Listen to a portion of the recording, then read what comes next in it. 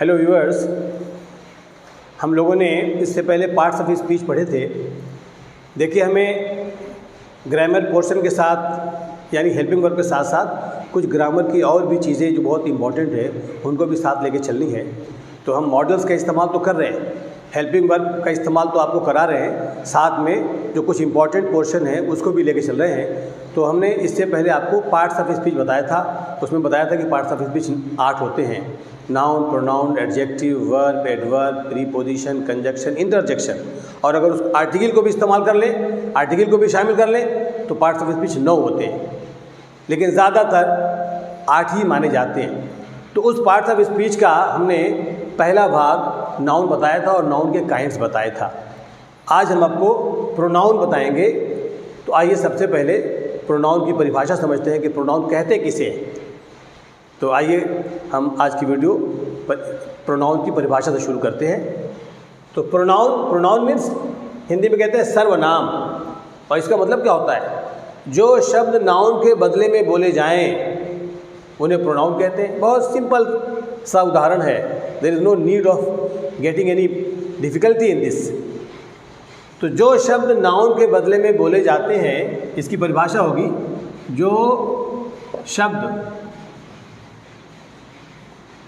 Noun क्या है?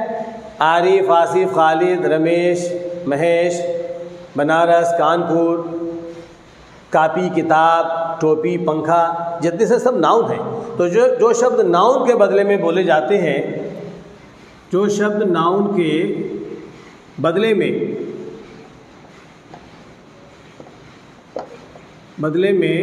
बोले जाते हैं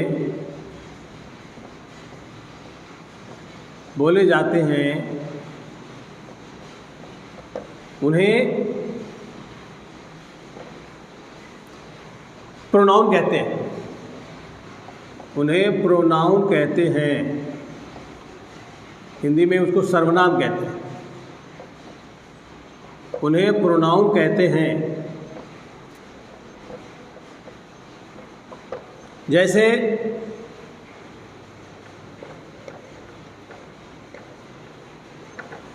ही, she, we, they, you, it, etc। तो जो शब्द नाउन के बदले में बोले जाएं, लिखे जाएं, इस्तेमाल किए जाएं, उन्हें हम प्रोनाउन कहते हैं। जैसे मैं कह दूं कि मोहन स्कूल जा रहा है, मोहन खाना खा रहा है, मोहन काम कर रहा है। अब मोहन कई बार आ रहा है, तो ये अच्छा नहीं माना जाता कि एक ही शब्द को बार बार लाया जाए। तो उसका समाधान करने के लिए अंग्रेज़ी में एक सिस्टम आया कि आप एक बार नाउन लिख दिया आपने, अब उसके बाद उसका प्रोनाउन लिखिए। तो मोहन का प्रोनाउन ही है। उसी तरीके से गीता खाना बना रही है, गीता को कपड़ा धोना है, गीता को बाज़ार जाना है। अब गीता बार बार आ रही है, तो एक जगह तो गीता लिख दिया, लेकिन अब दोबारा अगर गीता लिखना है तो गीता ना लिखे, गीता का प्रोनाउन शी। अगर कोई मर्द है तो उसका प्रोनाउन ही होगा, और अगर कोई स्त्री है, कोई औरत है, कोई बच्ची है तो उसका प्रोनाउन शी होगा। उसी तरीके से मैं कह दूं कि हम लोग काम कर रहे हैं, हम लोग खाना खा रहे हैं, तो हम लोग जब हम आएगा तो आप बहुत से बच्चे हैं वो कह रहे हैं कि हम काम करेंगे, हम स्कूल जाएंगे, हम ये करेंगे, हम वो करेंगे। और बच्चे ज़्यादा हैं तो बार बार तो चिल्ड्रन लिखेंगे नहीं। तो अब उस बच्चे के लिए हम एक बार तो चिल्ड्रन इस्तेमाल कर लिया हमने, लेकिन अब उसके बाद उनको हम के लिए हमें वी लगाना होगा। अब आइए दे जो है, दे माने वे या उन्हें। लड़के स्कूल जाने वाले हैं, लड़के पानी लाने वाले हैं, लड़के काम करेंगे। अब लड़के बार बार आया, तो हमें अगर प्रोनाउन इस्तेमाल करना है तो कोई भी बहुवचन अगर होता है, लड़के, लड़कियां, बच्चे, बच्चियां, तो उनका प्रोनाउन दे होता है। तो अब एक नाउन के बदले में हम दे का इस्तेमाल करेंगे, इसे प्रोनाउन कहते हैं। यू माने तुम। अब आप कहते हैं कि हामिद को सब्ज़ी लाना है, हामिद को ये काम करना है, हामिद तुम्हें बाज़ार जाना है, हामिद तुम्हें ये काम करना है, बार बार मैं हामिद कह रहा हूँ, तो हामिद ना कह के एक बार तो हमने हामिद इस्तेमाल कर लिया, फिर उसके जगह पे उसका प्रोनाउन हम उसको यू, एक वचन के लिए भी यू का इस्तेमाल करते हैं और बहुवचन के लिए भी यू का इस्तेमाल करते हैं। यू का मामला थोड़ा सा समझने वाला है, ये सिंगुलर भी है और प्लूरल भी है, तो ध्यान रखिए, एक आदमी के लिए भी इस्तेमाल होगा और ये ज़्यादा के लिए भी इस्तेमाल होगा। उसी तरीके से ईट, ईट माने यह, जितनी भी बेजानदार चीज़ें हैं, निर्जीव चीज़ें हैं, हम उसके जगह पे, उन चीज़ों के जगह पे अगर प्रोनाउन इस्तेमाल करना चाहें तो हमको इट का इस्तेमाल करना है। तो ये जो शब्द नाउन के बदले में बोले जाते हैं उन्हें प्रोनाउन कहते हैं, जैसे he, she, we, they, you, it etcetera. अब प्रोनाउन के काइंड्स हैं, प्रोनाउन भी कई प्रकार के होते हैं, कहीं कहीं प्रोनाउन के 10 प्रकार बताए गए, कहीं प्रोनाउन के 8 प्रकार बताए गए, कहीं प्रोनाउन के 9 प्रकार बताए गए। आइए हम आपको यहाँ काइंड्स ऑफ प्रोनाउन के प्रकार बताते हैं। हाँ, number 1 personal pronoun. Personal pronoun जिसको कहते हैं व्यक्तिवाचक सर्वनाम, हिंदी में व्यक्तिवाचक सर्वनाम।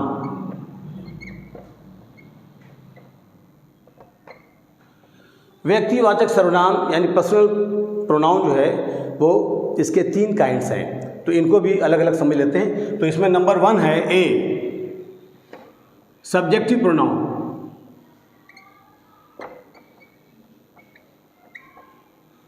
सब्जेक्टिव प्रोनाउन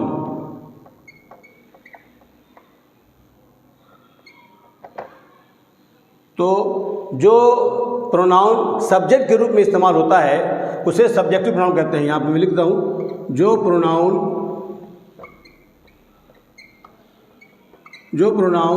सब्जेक्ट के रूप में, सब्जेक्ट यानी कर्ता के रूप में इस्तेमाल होता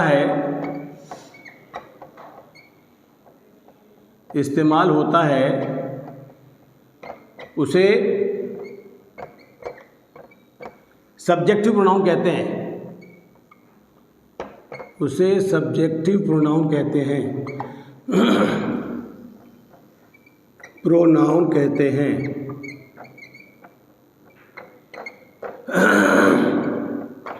जैसे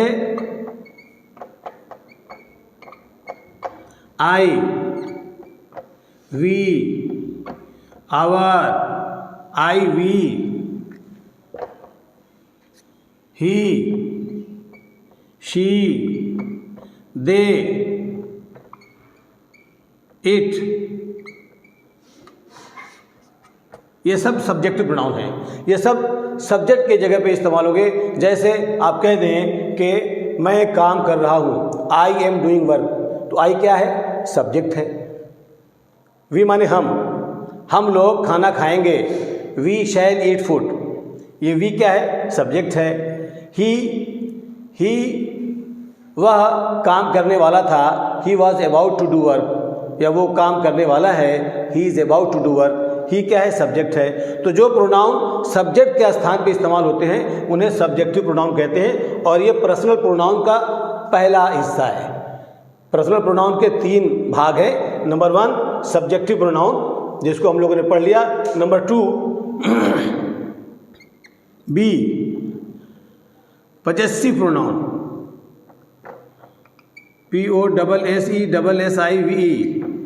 पजेसिव प्रोनाउन।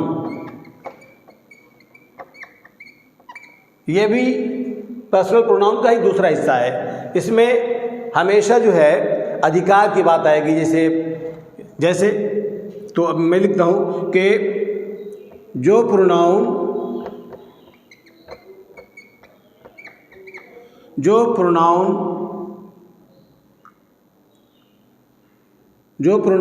हेल्पिंग वर्ब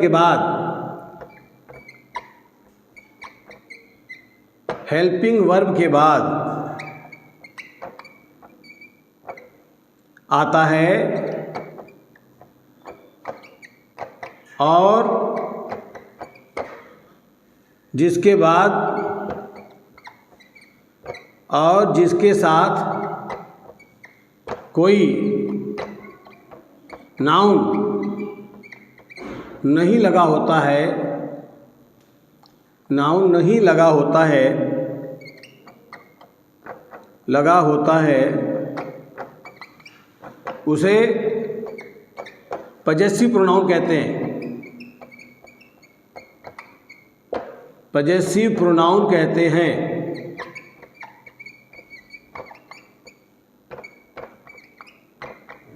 जैसे hers, hers, ours, theirs, theirs, mine, yours, etc। तो ये प्रोनाउन जिसमें अंत में एस लगा होता है, जैसे हर्ष है, आवर्स है, देयर्स है, माइन है, योर्स है, ये सब जो है पजेसिव प्रोनाउन है। ये हमेशा जो है ये हेल्पिंग वर्ब के बाद आता है और इसके साथ कोई नाउन नहीं लगा होता। जैसे मैं कह दूं, इससे पहले हम लोगों ने पढ़ा भी है, मैं कह दूं कि यह किताब मेरी है, यह किताब मेरी है, तो आप कहते हैं this book is mine, this book is mine. देखिए इस जो है हेल्पिंग वर्ब है, तो हेल्पिंग वर्ब के बाद ही पजेसिव प्रोनाउन आता है। दिस बुक इज माइन, ये मेरी किताब है। अगर हम कहते कि दिस इज माई बुक, अगर माई लगाएंगे तो वो एडजेक्टिव हो जाएगा, और अभी हम एडजेक्टिव पढ़ नहीं रहे हैं। तो माई है, योर है, ये सब एडजेक्टिव है, लेकिन माइन, आवर्स, देयर्स, योर्स ये प्रोनाउन है और ये पजेसिव प्रोनाउन है और ये हमेशा हेल्पिंग वर्ब के बाद आता है। एक और ले लीजिए, मैं कह दूं कि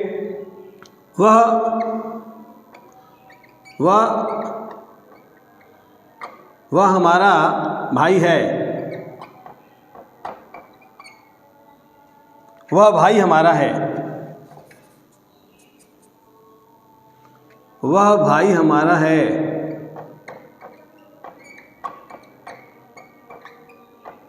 तो क्या होगा? वह भाई हमारा है, दैट ब्रदर इज आवर्स। तो ये जो आवर्स है, माइन है, ये हमेशा हेल्पिंग वर्ब के बाद आएगा आखिर में, इसे हम पजेसिव प्रोनाउन कहेंगे। मुझे उम्मीद है कि आपको पजेसिव प्रोनाउन समझ में आ गया होगा। अब आइए, तो ये सब पर्सनल प्रोनाउन के ही भाग हैं। पर्सनल प्रोनाउन का पहला भाग सब्जेक्टिव है, दूसरा है पजेसिव है और तीसरा ऑब्जेक्टिव। ऑब्जेक्टिव प्रोनाउन क्या है?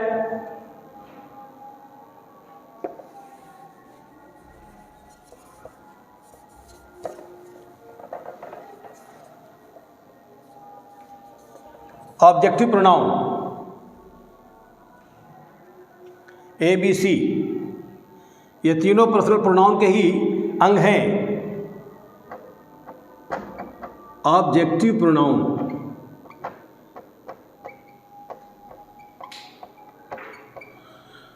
जो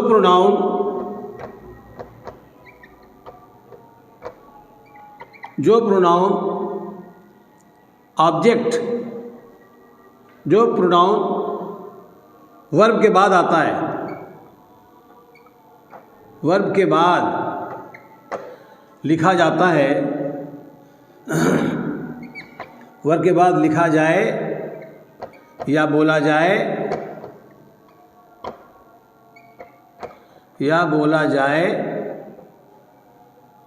उसे ऑब्जेक्टिव प्रोनाउन कहते हैं। उसे ऑब्जेक्टिव प्रोनाउन कहते हैं। प्रोनाउन कहते हैं। जैसे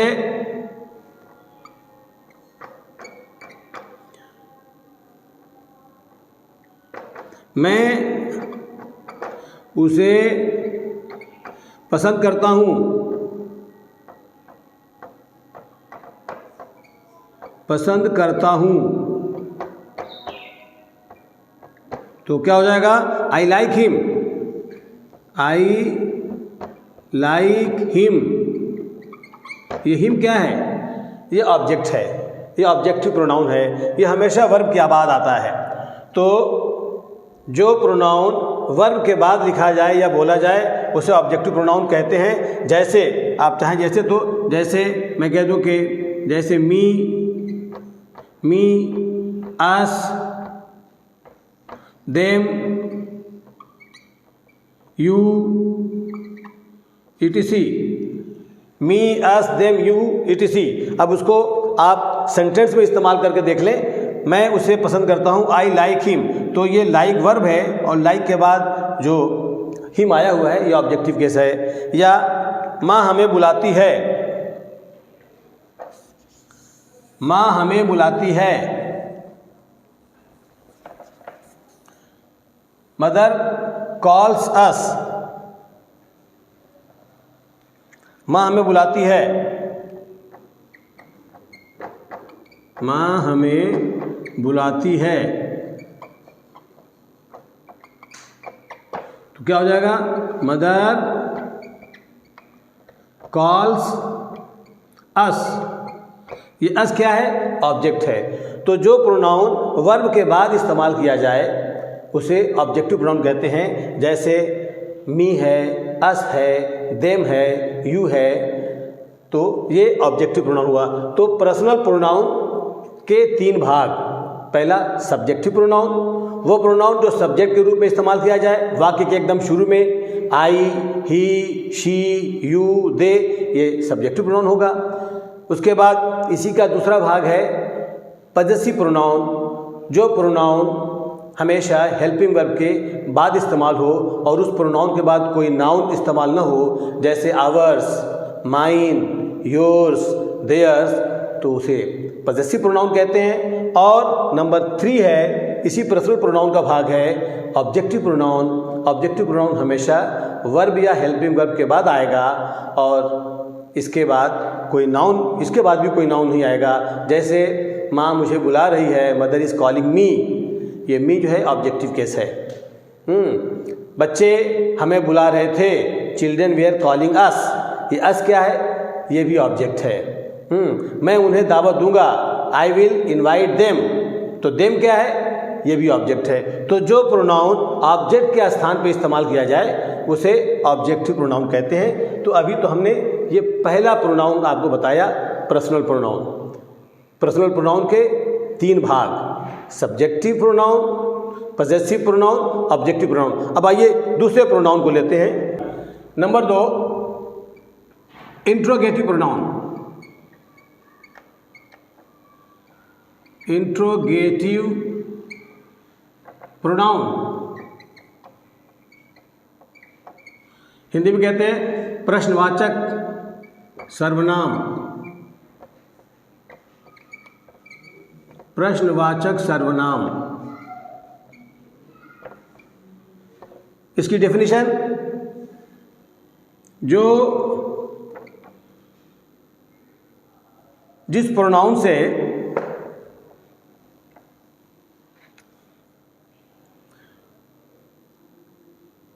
जो प्रश्नवाचक शब्द, जो प्रश्नवाचक शब्द किसी नाउन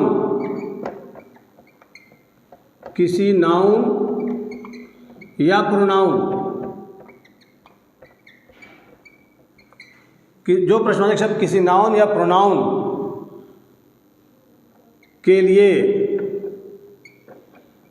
इस्तेमाल होते हैं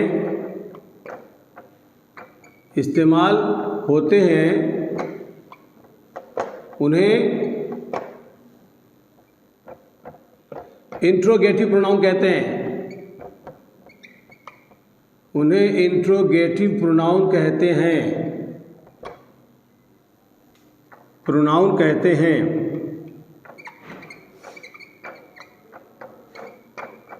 जैसे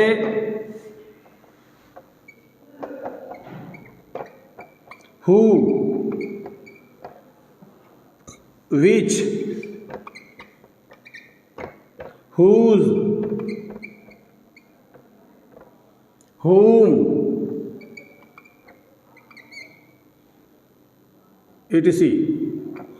तो ये प्रोनाउन जो है वो ये हमेशा किसी नाउन और प्रोनाउन को जानने के लिए, तो किसी नाउन और प्रोनाउन के विषय में जब जिन जिन प्रश्नवाचक शब्दों का हम इस्तेमाल करते हैं उन्हें इंट्रोगेटिव प्रोनाउन कहते हैं, और इनके बाद हमेशा सहायक क्रिया आती है। हमेशा याद रखिएगा कि इंट्रोगेटिव प्रोनाउन के बाद तुरंत हेल्पिंग वर्ब का इस्तेमाल होगा। जैसे हम ये कहते हैं हु मीन्स कौन, विच मीन्स कौन, हुज माने किसका, किसकी, किसके, हुम माने किसे, ये इसके शाब्दिक अर्थ हैं। तो हु आ गया, जैसे अब इस्तेमाल कर लीजिए, जैसे हु इज देयर, वहाँ कौन है, तो आंसर आएगा कि Ram is there, Mohan is there. कोई ना कोई नाउन जो आंसर आएगा तो उसमें कोई न किसी नाउन से वो आंसर दिया जाएगा। तो जिस प्रश्न का उत्तर किसी नाउन से दिया जाए वो इंट्रोगेटिव प्रोनाउन है। तो जहाँ हु जो है ये इंट्रोगेटिव प्रोनाउन। दूसरा देखिए विच, मैं क्वेश्चन कर दूँ कि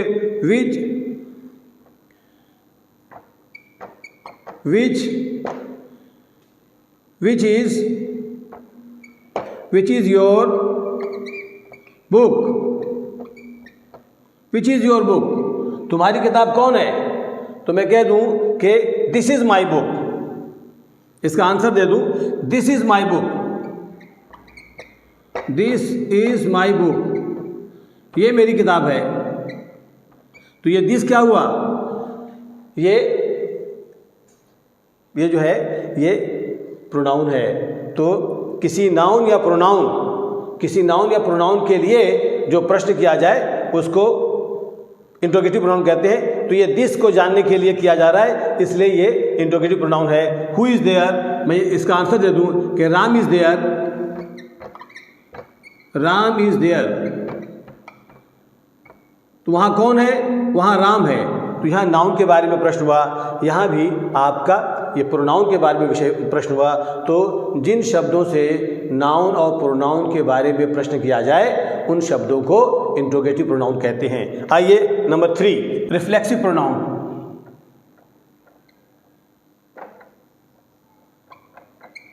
रिफ्लेक्सिव प्रोनाउन हिंदी में हम लोग कहते हैं निजवाचक, निजवाचक सर्वनाम। इसकी डेफिनेशन क्या है, जो प्रोनाउन हेल्पिंग वर्ब के बाद या वर्ब के बाद इस्तेमाल होता है और उसमें सेल्फ लगा होता है उसको हम रिफ्लेक्सिव प्रोनाउन कहते हैं। तो इसको लिख लेते हैं कि जिस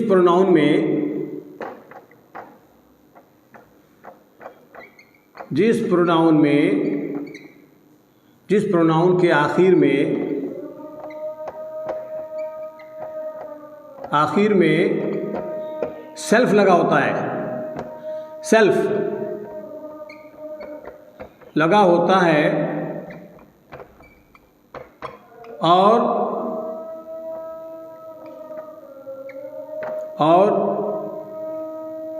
जो प्रोनाउन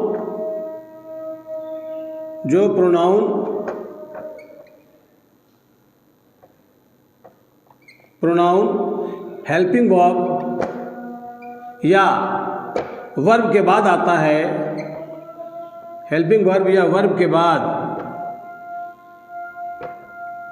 बाद इस्तेमाल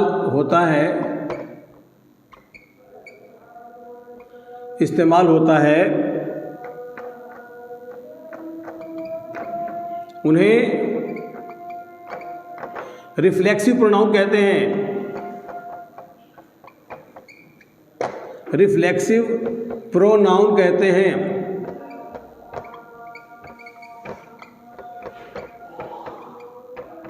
जैसे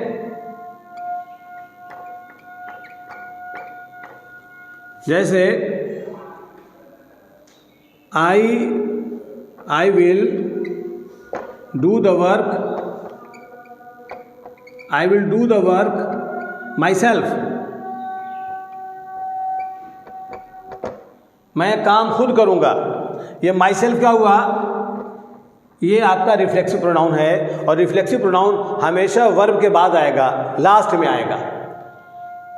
यही एम्फैटिक प्रोनाउन और रिफ्लेक्सिव प्रोनाउन का अंतर है। रिफ्लेक्सिव प्रोनाउन हमेशा वर्ब के बाद यानी सेंटेंस के लास्ट में आता है, और एम्फैटिक प्रोनाउन हमेशा सब्जेक्ट के फ़ौरन बाद I myself will do this work, you yourself have to go there.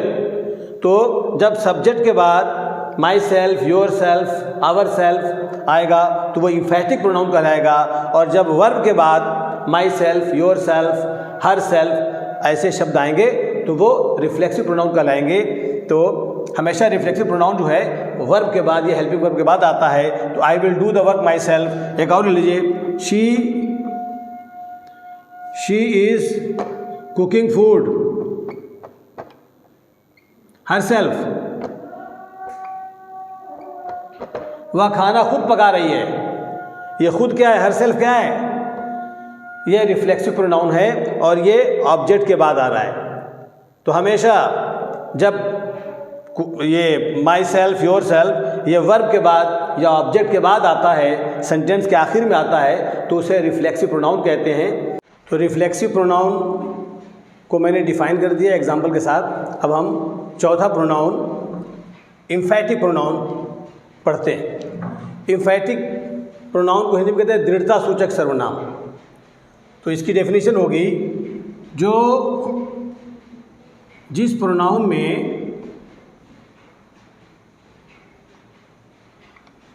जिस प्रोनाउन में सेल्फ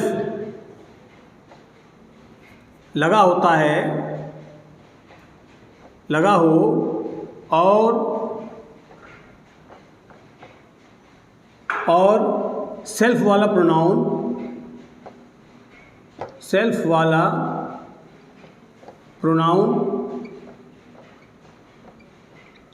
ठीक सब्जेक्ट के बाद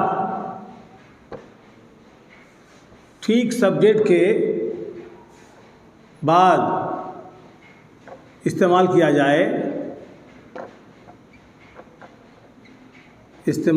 जाए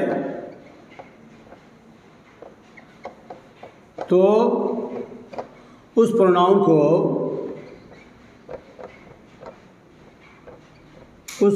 को एम्फैटिक प्रोनाउन कहते हैं।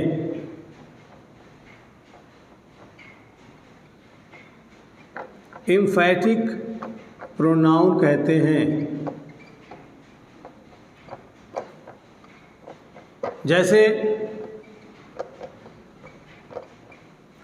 My self, yourself, ourselves, them सेल्फ्स,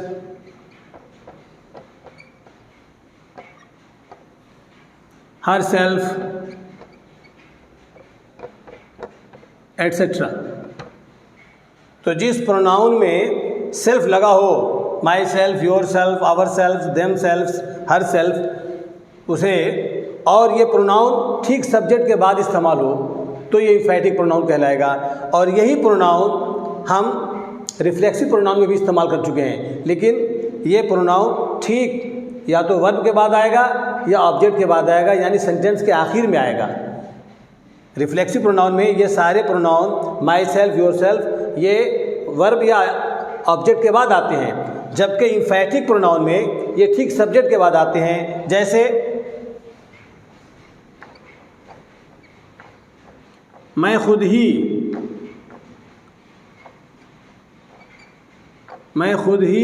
बाजार जाऊंगा।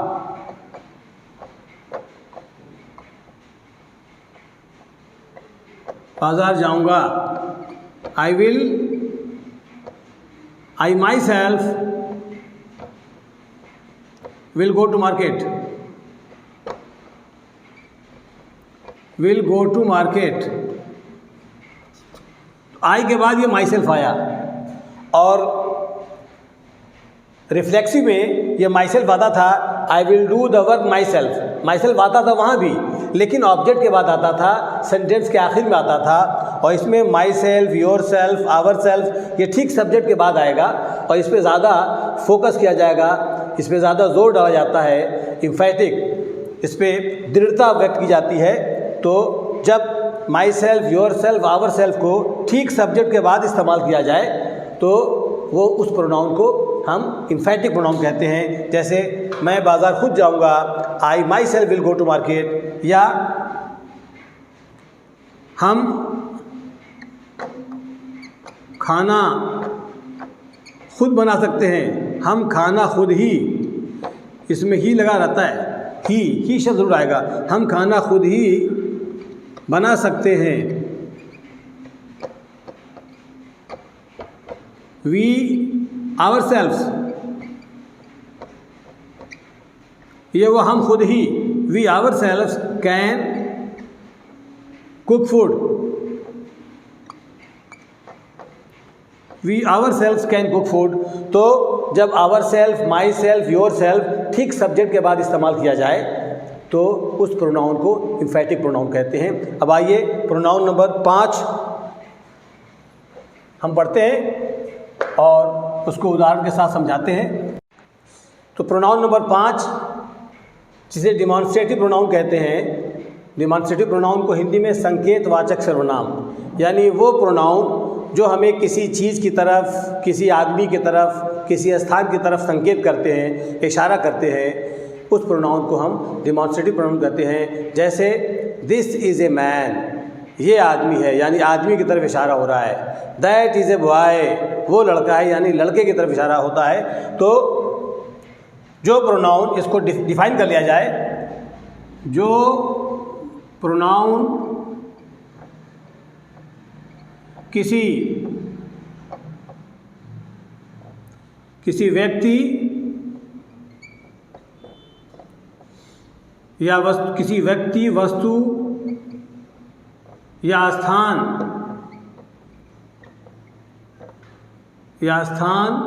की तरफ इशारा करते हैं, उन्हें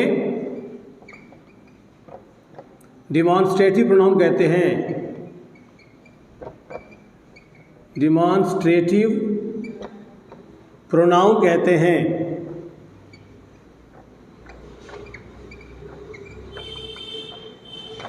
प्रोनाउन कहते हैं those pronouns which points towards any person, place or things, those pronouns are called demonstrative pronoun।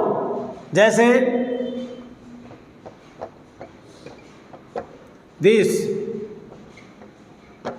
that, these, those, etc, etc। तो दिस करीब की तरफ संकेत करता है, दैट दूर की तरफ संकेत करता है। अगर बहुवचन कोई चीज़ है तो वो नज़दीक के लिए दीज का इस्तेमाल करेंगे और दोस्त का इस्तेमाल दूर के लिए करेंगे।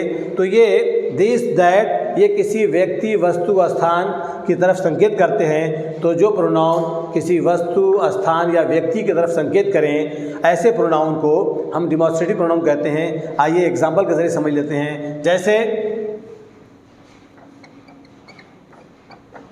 यह आदमी है, अब यह का संकेत आदमी की तरफ है तो क्या हो जाएगा, this is a man, this is a man. यहां दिस डिमॉन्स्ट्रेटिव प्रोनाउन है, वह लड़का है, वह का संकेत लड़के की तरफ है, वह का इशारा लड़के की तरफ है, तो इसकी अंग्रेजी होगी that is a boy, that is a boy. बहुवचन आ जाए कि ये अच्छे लड़के हैं, अच्छे लड़के हैं। अब लड़के बहुवचन हैं तो उसके लिए हम दीज का इस्तेमाल करेंगे, दीज आर गुड बॉयज, तो दीज किसकी तरफ संकेत कर रहा है? गुड बॉयज़ की तरफ, अच्छे लड़के की तरफ। ये की जगह वे आ जाए, वे बुरे लड़के हैं।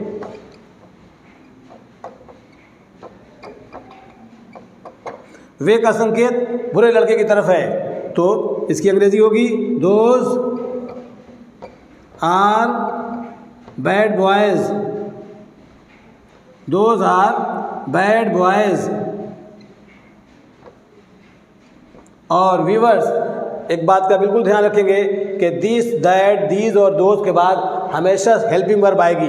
अगर हेल्पिंग वर्ब ना करके इसके साथ अगर किसी नाउन को जोड़ देंगे तो फिर वो एडजेक्टिव हो जाएगी, फिर वो नाउन नहीं रहेगी। जैसे दिस बॉय इज़ वर्किंग, तो दिस के साथ अगर बॉय कर देंगे तो फिर वो ये दिस जो है फिर प्रोनाउन नहीं रहेगा, वो एडजेक्टिव हो जाएगा। तो ये ख्याल रहे कि दिस, दैट, दीज, दोज के बाद हमेशा कोई ना कोई हेल्पिंग वर्ब आनी चाहिए, तब जो है ये डिमॉन्स्ट्रेटिव प्रोनाउन कहलाएगा। पे इंडिफिनिट प्रोनाउन आता है, नंबर आगे पीछे हो सकता है, कोई प्रोनाउन किसी नंबर पे जा सकता है, लेकिन आपको कुल मिला के 10 प्रोनाउन पढ़ने हैं।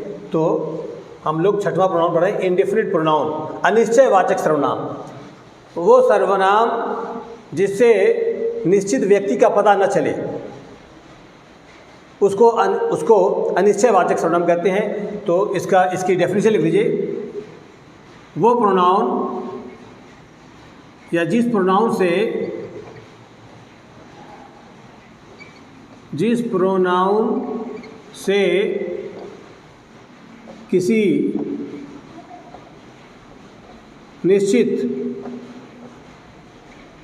किसी निश्चित व्यक्ति,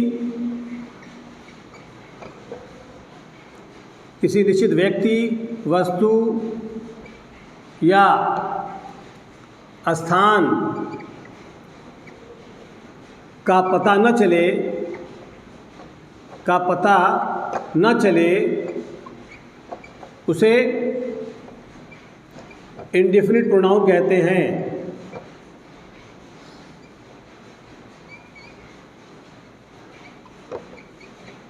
उसे इंडिफिनिट प्रोनाउन कहते हैं।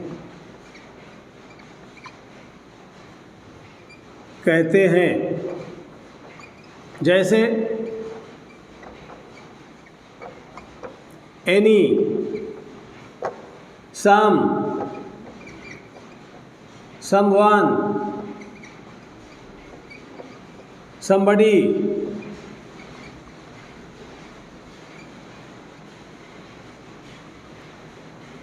every, everyone, everybody,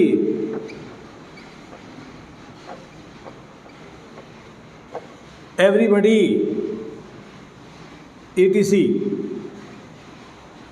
तो ये जो प्रोनाउन है इससे किसी निश्चित व्यक्ति का पता नहीं चलेगा। जैसे राम, मोहन, सोहन, ये निश्चित नाउन है, या ही, शी, ये निश्चित प्रोनाउन है। तो इसमें किसी निश्चित नाउन या प्रोनाउन का पता नहीं चलेगा, बल्कि ये अनिश्चित ऐसे व्यक्तियों की तरफ इशारा होता है जो अनिश्चित हों, जिनके बारे में कोई निश्चित पता न चले। ऐसे प्रोनाउन को हम इंडिफिनिट प्रोनाउन कहते हैं। जैसे any, some, someone, somebody, everyone, everybody, etcetera. और व्यूअर्स इस बात का भी ध्यान रखना है कि इंडिफिनिट प्रोनाउन के फ़ौरन बाद कोई ना कोई हेल्पिंग वर्ब आनी चाहिए, तभी वो इंडिफिनिट प्रोनाउन कहलाएगा। जैसे मैं कह दूं कि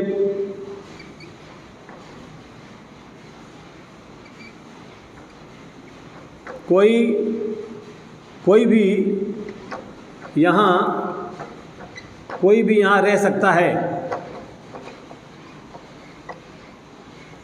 कोई भी यहाँ रह सकता है। Anyone can live here।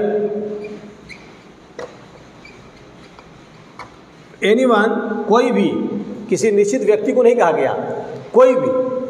तो जब किसी निश्चित व्यक्ति की तरफ इशारा न किया जाए बल्कि अनिश्चित व्यक्ति की तरफ इशारा किया जाए, उस व्यक्ति का पता न चले कि कौन है, तो ऐसे नाउन को इंडिफिनिट प्रोनाउन कहते हैं। ऐसे प्रोनाउन को इंडिफिनिट प्रोनाउन कहते हैं।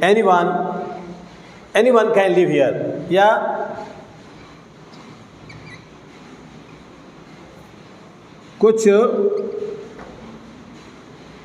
कुछ लोग वहाँ जा रहे हैं।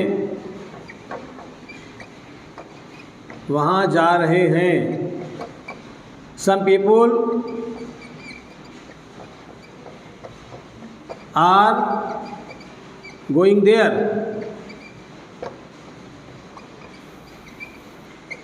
कुछ लोग, कौन लोग? ABCD, किसी का नाम पता नहीं है, कुछ लोग हैं। तो किसी का विशेष पता नहीं चल रहा है, तो जब अनिश्चयवाचक प्रोनाउन हो, उसका निश्चित पता ना हो, कुछ लोग वहाँ जा रहे हैं, कौन लोग हैं पता नहीं, तो ऐसे प्रोनाउन को इंडिफिनिट प्रोनाउन कहते हैं। सम पीपुल आर गोइंग देयर। तो व्यूअर्स, ये इंडिफिनिट प्रोनाउन था जो मैंने आपको समझाया। इसमें anyone, someone, somebody, everyone, everybody जैसे प्रोनाउन आते हैं, ऐसे प्रोनाउन को इंडिफिनिट प्रोनाउन कहते हैं। तो 7वां प्रोनाउन है डिस्ट्रीब्यूटिव प्रोनाउन, विभागवाचक सर्वनाम। इसमें डिस्ट्रीब्यूटिव प्रोनाउन में इसमें ज़्यादा प्रोनाउन नहीं आते, उसमें विभागवाचक सर्वनाम वो प्रोनाउन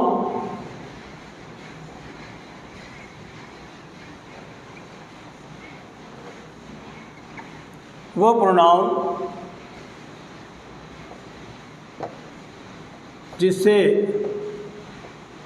व्यक्तियों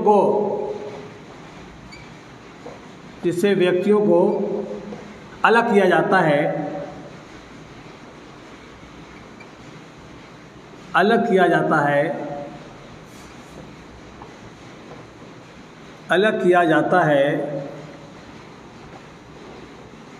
ऐसे pronoun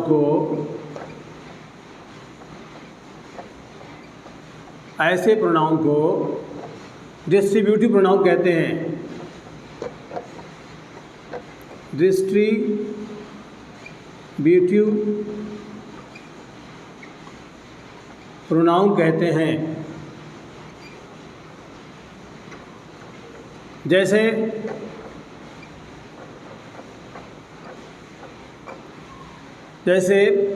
either,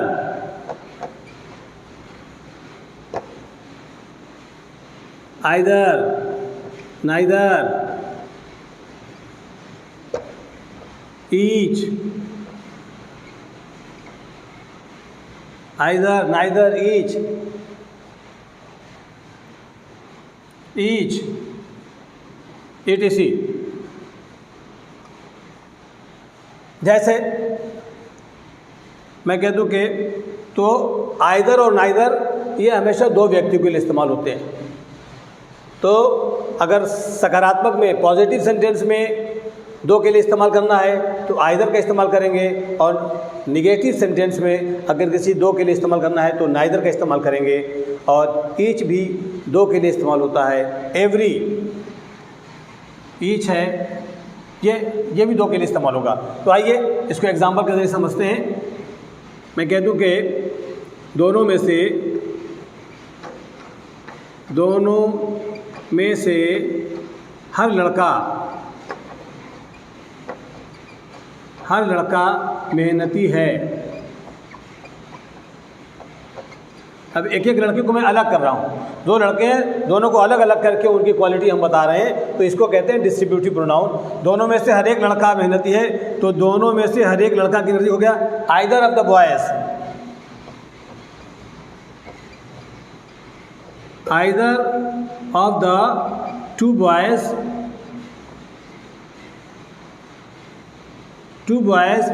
is hard working.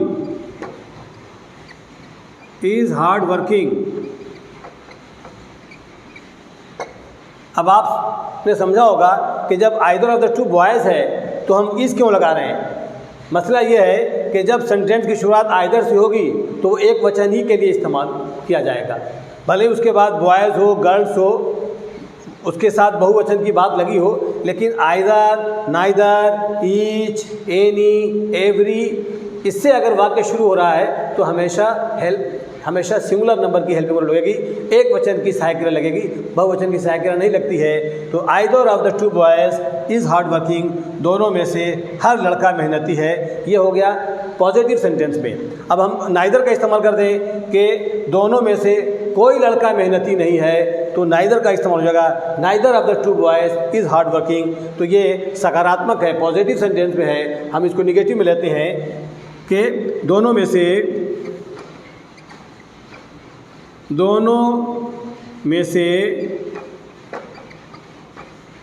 कोई भी लड़का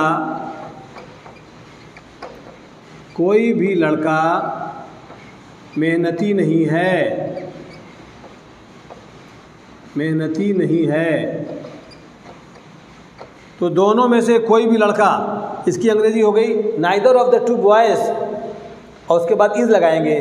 बॉयज़ को नहीं देखेंगे, हम नाइदर को देखेंगे। तो जब सेंटेंस नाइदर से शुरू हो, आइदर से शुरू हो, एनी से शुरू हो, तो वो हमेशा एक वचन की सहायक क्रिया वहाँ लगती है, बहुवचन की सहायक क्रिया वहाँ नहीं लगती। तो दोनों में से कोई भी लड़का मेहनती नहीं है। Neither of the two boys, neither of the two boys is hard working,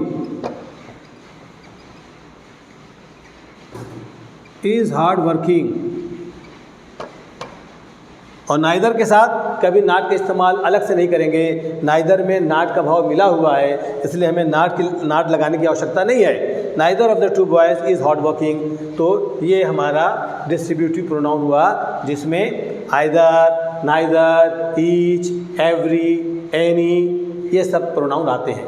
आइए अब हम आपको प्रोनाउन नंबर 8 आपको पढ़ाते हैं। तो अब हम लोग रिलेटिव प्रोनाउन, जिसको हिंदी में कहते हैं संबंधवाचक सर्वनाम, पढ़ने जा रहे हैं। तो जो प्रोनाउन किसी दो वाक्यों या दो उपवाक्यों को आपस में जोड़ने का काम करते हैं, ऐसे प्रोनाउन को हम संबंध सूचक प्रोनाउन कहते हैं या रिलेटिव प्रोनाउन कहते हैं। इसकी डिफिनीशन लिख लीजिए कि वो प्रोनाउन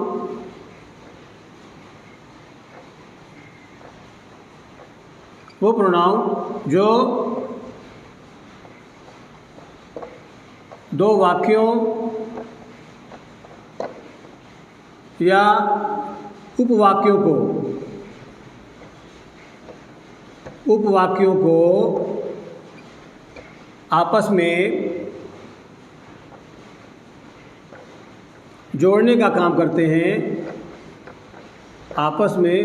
जोड़ने का काम करते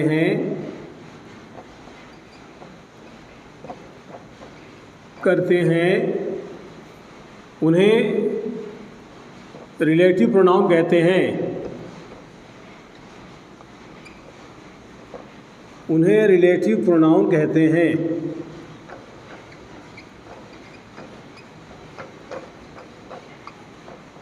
जैसे who, which, that,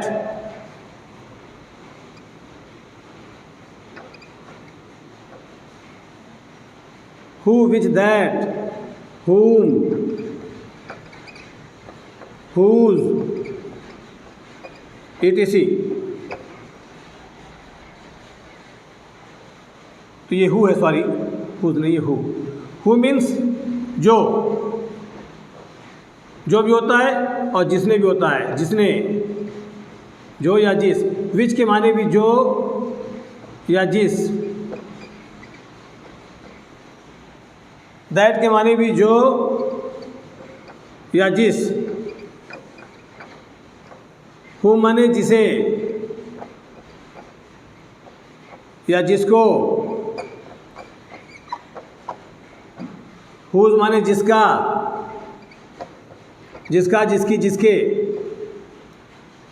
तो जो प्रोनाउन दो वाक्यों को या दो उपवाक्यों को, सेंटेंसेस या सब सेंटेंसेस, क्लास या सब क्लास को आपस में जोड़ते हैं, ऐसे प्रोनाउन को हम रिलेटिव प्रोनाउन कहते हैं। जैसे वसीम वो लड़का है जो समय से स्कूल जाता है, जो समय से स्कूल जाता है।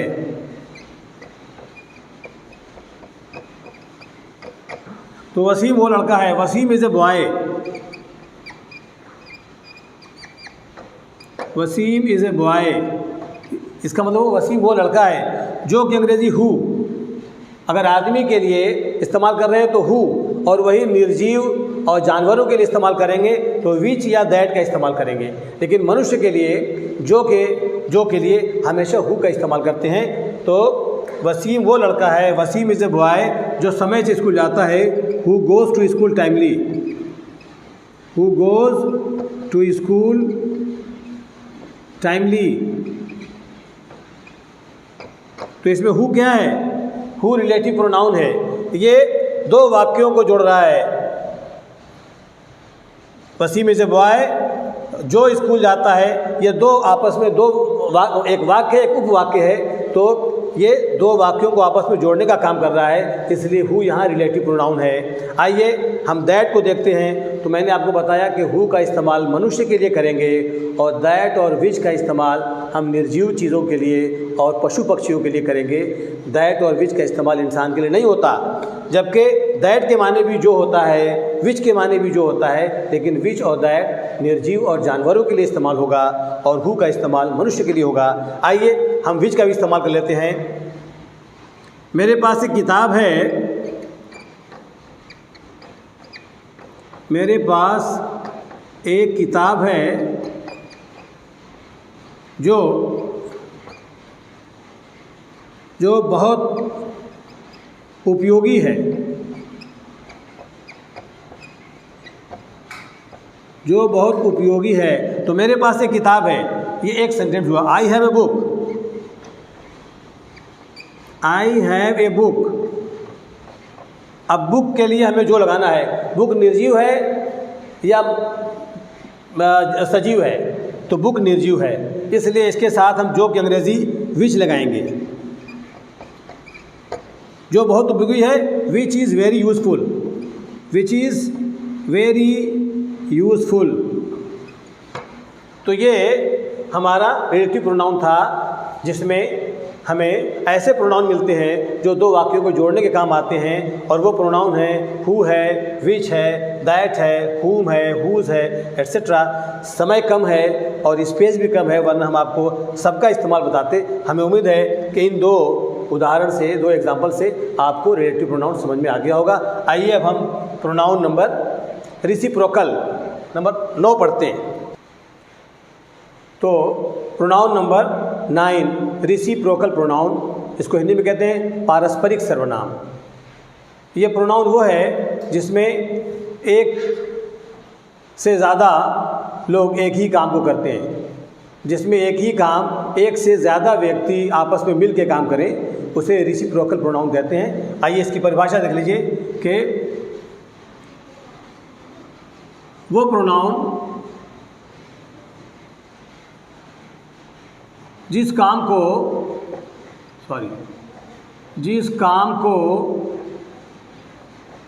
एक से ज़्यादा, एक से अधिक लोग आपस में मिलकर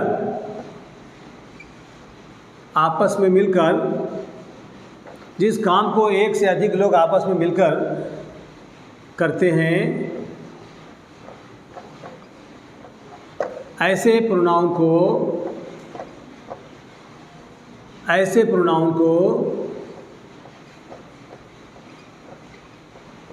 रेसिप्रोकल प्रोनाउन कहते हैं। रेसिप्रोकल प्रोनाउन कहते हैं।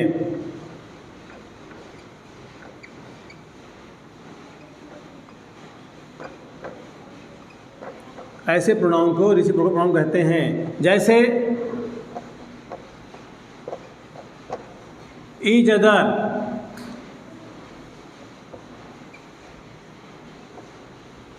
Each other, one another, one another,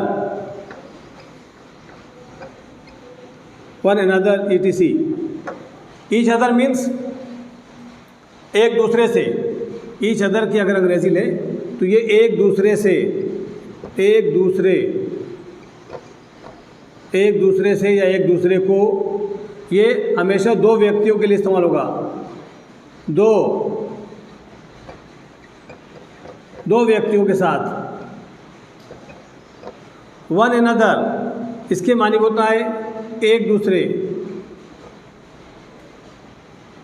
एक दूसरे से या एक दूसरे को। ये दो से अधिक के लिए आता है, दो से अधिक के लिए इस्तेमाल होगा। तो ईच अदर माने भी एक दूसरे से या एक दूसरे को, और वन अनदर माने भी एक दूसरे से या एक दूसरे को। डिफरेंस क्या है व्यूअर्स? ईच अदर हमेशा दो व्यक्तियों के लिए इस्तेमाल होगा, जबकि वन अनदर दो से ज़्यादा व्यक्तियों के लिए इस्तेमाल होगा, और ये एक ही काम को आपस में मिल के करते हैं। तो अगर एक ही काम दो या दो से ज़्यादा लोग आपस में मिल के करें तो ऐसे प्रोनाउन को हम रेसिप्रोकल प्रोनाउन कहते हैं। आइए उदाहरण के ज़रिए मैं आपको समझाता हूँ। ईच अदर को ले लीजिए कि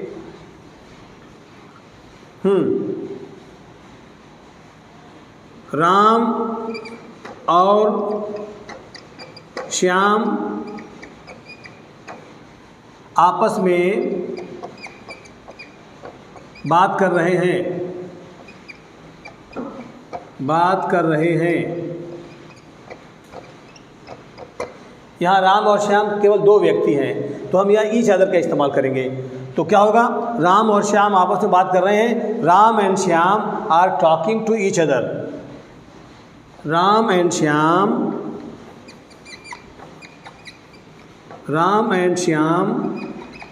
आर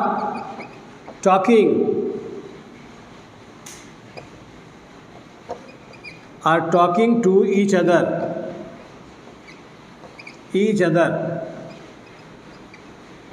तो दो व्यक्ति हैं तो मैंने ईच अदर इस्तेमाल कर दिया। अगर दो से ज़्यादा व्यक्ति हो और वो भी आपस में खाना खा रहे हो, आपस में बात कर रहे हो, आपस में झगड़ा कर रहे हो, दो से ज़्यादा होंगे तो हम वन अनदर करेंगे। जैसे मैं कह दूं कि लड़के आपस में बात कर रहे हैं। अब यहाँ लड़के से मुराद कितने लड़के हैं कोई संख्या मालूम नहीं है, लेकिन दो से ज़्यादा इनको माना जाएगा। लड़के आपस में बात कर रहे हैं।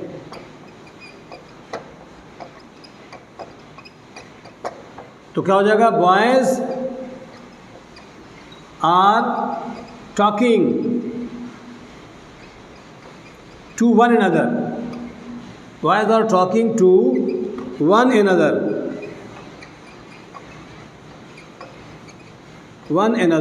यहाँ वन अनदर क्यों लाए? क्योंकि लड़के से ये पता चल रहा है कि लड़के दो से ज़्यादा हैं।